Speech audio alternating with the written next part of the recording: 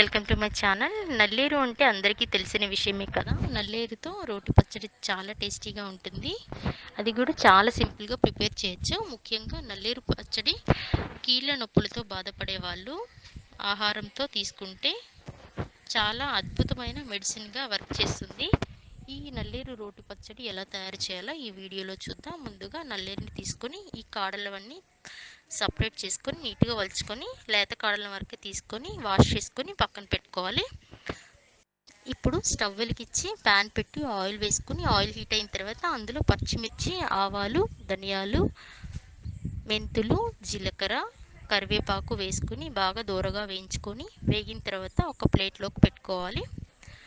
అదే ప్యాన్లో మరి కొంచెం ఆయిల్ వేసుకొని అందులో నల్లేరుని, టమాటాలను కూడా వేసుకొని లో ఫ్లేమ్లో మూత పెట్టుకొని కుక్ చేసుకోవాలి.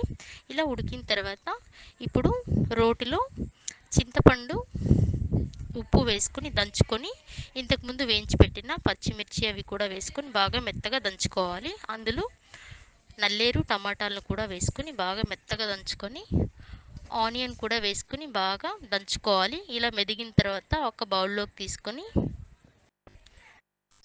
ఇప్పుడు ఆ పచ్చడికి పోగు పెట్టుకుని కూడా వేసుకుంటే చాలా టేస్టీగా ఉంటుంది. మీరు ట్రై చేసి చూడండి, నచ్చితే. Thanks for watching.